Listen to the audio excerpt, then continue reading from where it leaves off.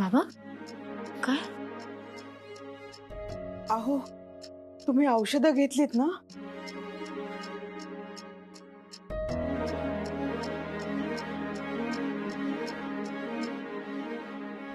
बाबा काय झालं? काय होतंय? मगापासून सारखा एकाच गोष्टीचा विचार करतोय मी. कानविंदे ज्या पोलीस स्टेशन मध्ये आहेत तिथला इन्स्पेक्टर माझा विद्यार्थी आहे. मला म्हणत होता तिथे तो, सर तुमच्याकडून आम्ही खूप काही शिकलोय. म्हणाला गेले कित्येक महिन्यापासून हे अत्याचार चालू आहेत. एवढं सगळं असूनही हे तुम्हाला कळलं कसं नाही?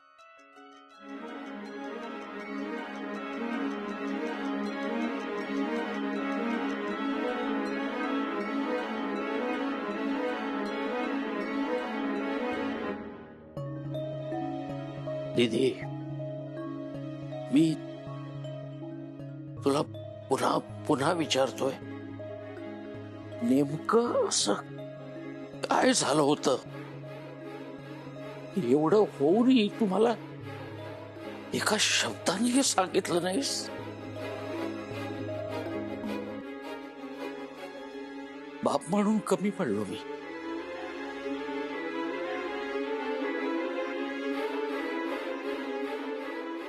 बाबा बाबा या सगळ्यात तुमची काहीही चूक नाहीये. प्लीज तुम्ही तो दोष तुमच्यावर घेऊ नका. तुम्ही तर लग्नाआधी मला हे सुद्धा सांगितलं होतं की तू हे लग्न करू नकोस.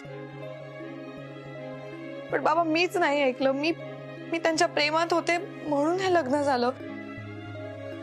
बाबा मी त्या घरात पाऊल टाकल्यापासूनच त्यांनी त्यांचे रंग दाखवायला सुरुवात केली होती.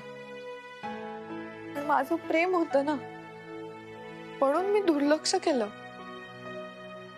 मला वाटलं नात्यात तडजोडी कराव्या लागतात, आपणही करूया. पण बाबा खरंच सांगते, त्या क्षणापासून मी फक्त आणि फक्त तडजोडच करते आतापर्यंत. बाबा आणि तडजोडी करणारे कधीच प्रेम नाही करू शकत. बाबा या सगळ्यात माझी चूक आहे. माझं चुकलं. मी प्रेम केलं. बाबा माझ्या प्रेमाने माझा घात केला. प्रेम प्रेम प्रेम प्रेमामुळं सानिकाच्या आणि तुझ्या आयुष्याची वाट लागली. सानिकाचं हे असे उद्योग, तिने तर माझ्या अब्रूचे धिंडवडे काढले. त्यात तुझा तो नवरा या प्रेमानं वाट लावली सगळी.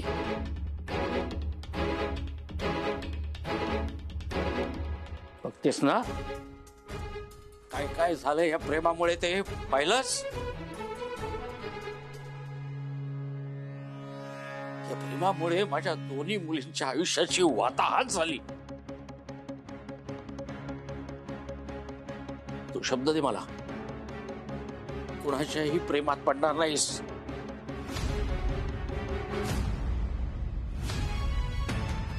मला शब्द दे, तू कुणाच्याही प्रेमात नाही पडणार. तू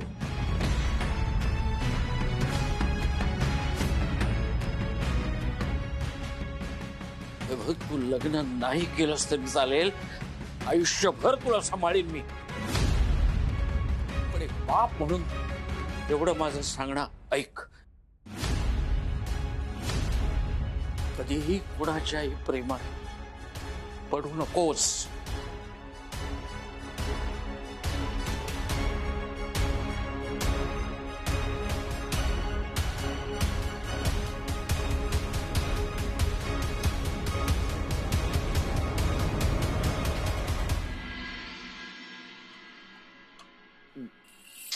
झाली सुरुवात कावकाव करायला.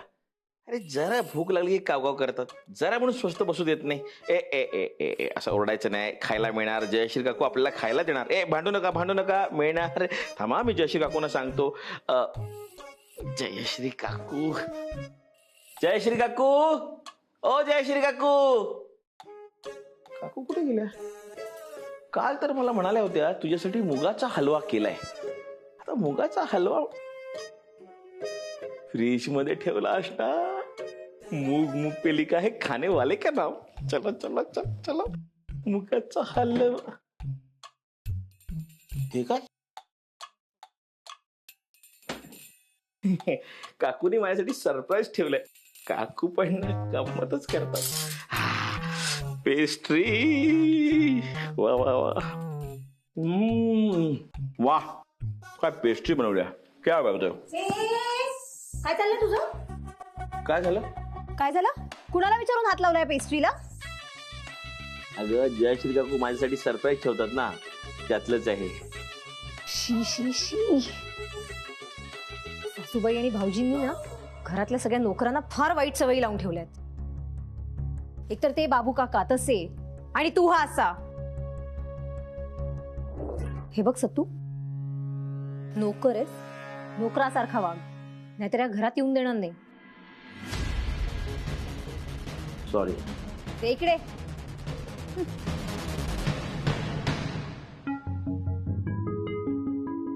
सत्तू, तू ही पेस्ट्री उष्टी केलीस. कुत्र्यांना घालावं लागेल.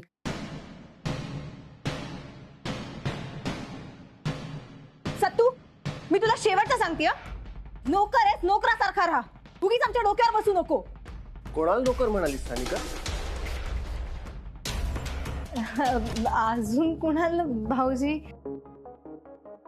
आपल्या घरात फक्त 2च नोकर माणसं आहेत ना, एक बाबू काका आणि दुसरा हा सत्तू.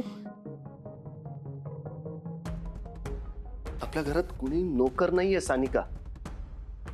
सत्तू असो किंवा बाबू काका, दोघेही साळगावकर कुटुंबाचाच भाग आहे. आणि सानिका, एक गोष्ट लक्षात ठेव, सत्तूला किंवा बाबू काकांना उलट उत्तरं द्यायची नाहीत आणि त्यांचा अपमानही करायचा नाही. कळलंय?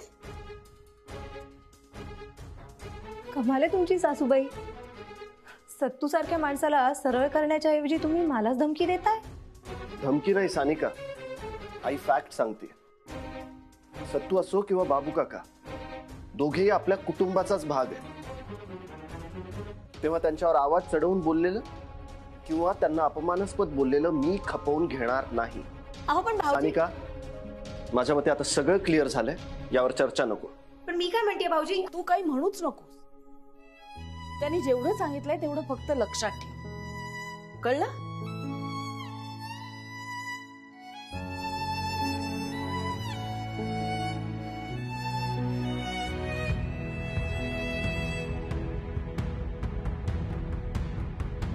आई, ठाण्यात आज पूर येणार आहे बहुतेक.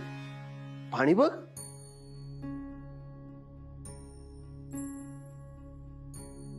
ए सत्तू,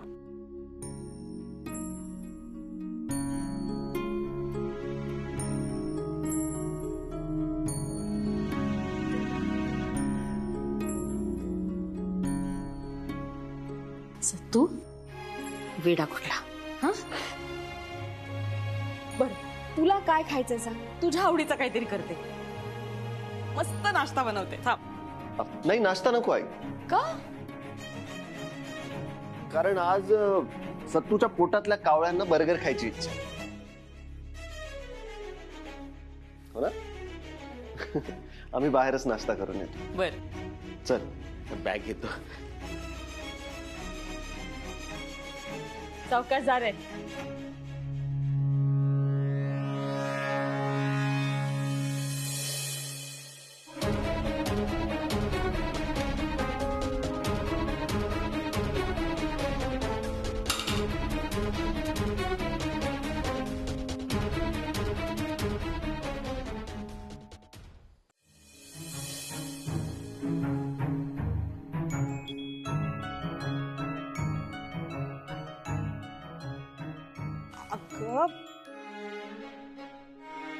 काय चाललंय तुझं?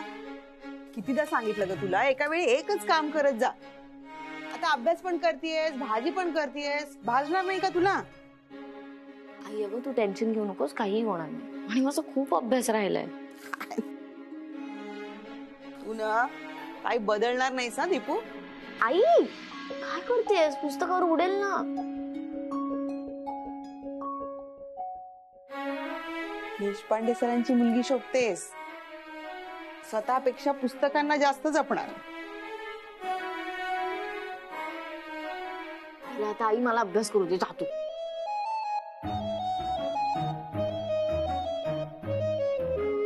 बरं जा, तू अभ्यास कर, मी तुझा डबा भरते. हो आई. जरा भाजी गार होऊ देते, मग भरते ग. हं? आणि मीठ टाकलंयस ना ग भाजीत? आई हो. हा.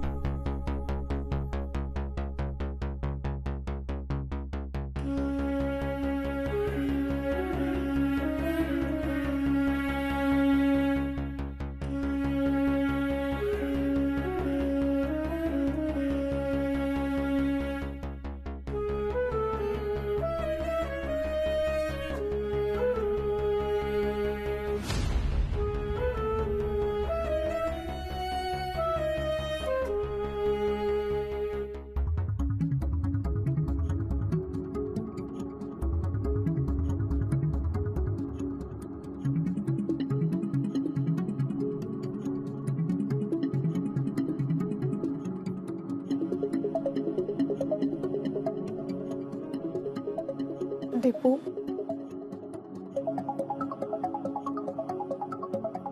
मी आंघोळीला जाते.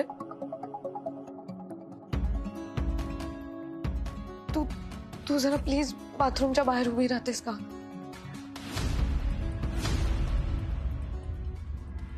मला भीती वाटते.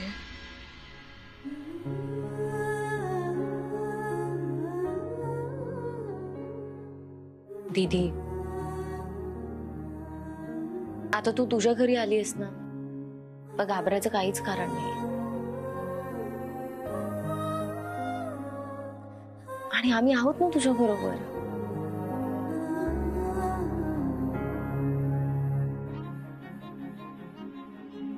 आपण काल ठरवलंय ना सगळं विसरून जायचं, त्रास नाही करून घ्यायचा.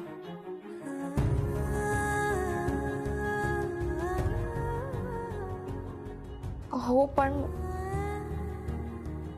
दीपू तू प्लीज थांब बाहेर. देशपांडेंच्या घरात कोणी आहे का?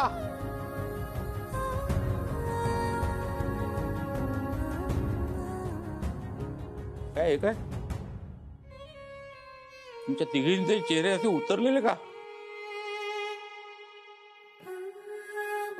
अरे सकाळी सकाळी कसं माणसाने प्रसन्न असावं, म्हणजे अख्खा दिवस प्रसन्न जातो. दीदी, तुझ्यासाठी मी एक गंमत आणली. सांग भाऊ काय? दीपू तू सांग काय असेल? बाबा, दीदीच्या आवडीची गंमत आहे की माझ्या आवडीची? तुम्हा दोघींच्याही आवडीची गंमत आहे. दीदी, ओळखलास का बाबांनी काय आणलंय? ठीक आहे, मी सांगतो. बघ,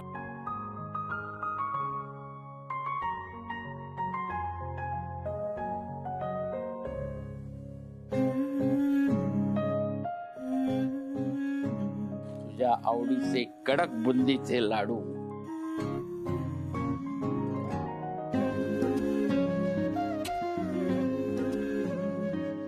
घे.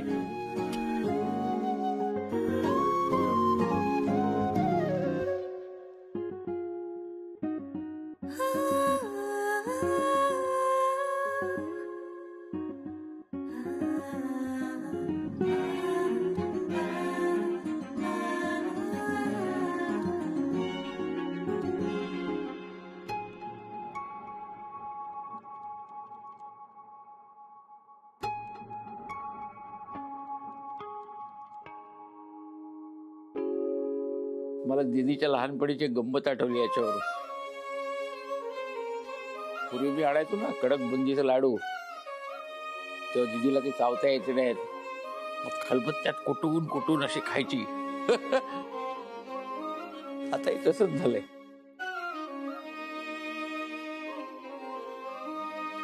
दिबू, आण खलबत्ता आण. हो.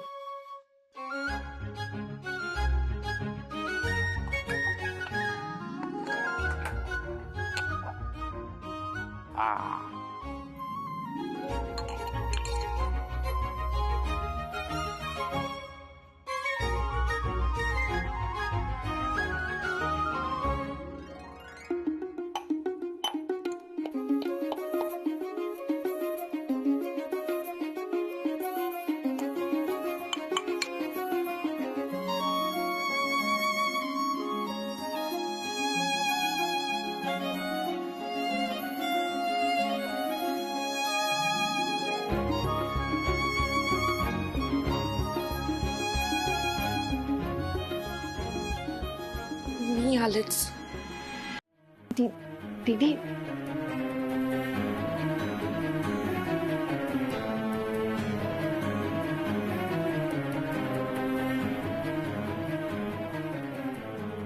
एक वेळ दीदीच्या शरीरावरच्या जखमा लवकर भरून निघतील, पण मनावर ज्या जखमा झाल्या आहेत त्या नाही भरून निघू शकणार.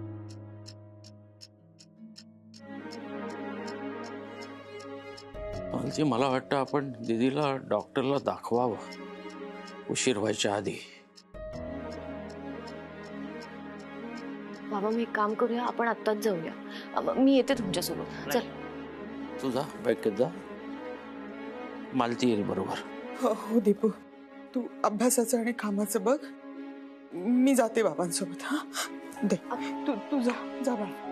पण काही लागलं तरी तुम्ही प्लीज मला फोन करा, मी लगेच येईन. हा जा.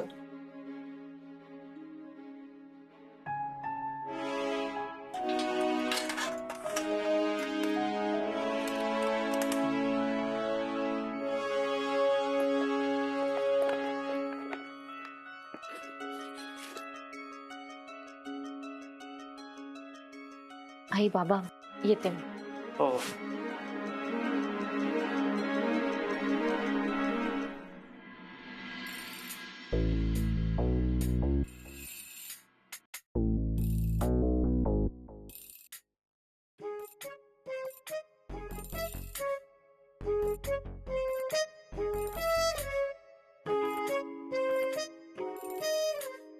एसपी बँक आपलीच आहे.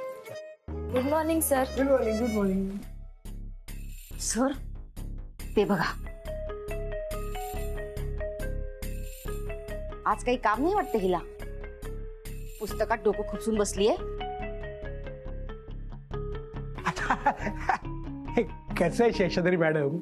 सर, लेण्याद्री मॅडम, आओ सर. सह्याद्री मॅडम, सर,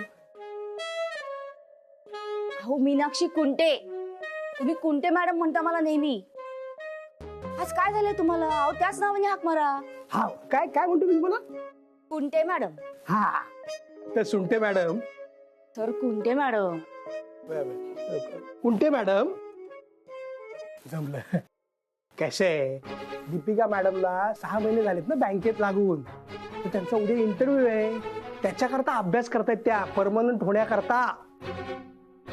कर दे अभ्यास कर दे. हो सर, करू दे काय काही कळते का तुम्हाला? काय ती परमनंट झाली तर आपला लोचा होईल ना, कळते का? अच्छा, म्हणजे त्यांना बँकेतनं काढायची ही एकमेव संधी असं म्हणायचंय का तुम्हाला? एकदम बरोबर बोललात सर. आता तिचा अभ्यास होऊ नये म्हणून काहीतरी करायला हवं.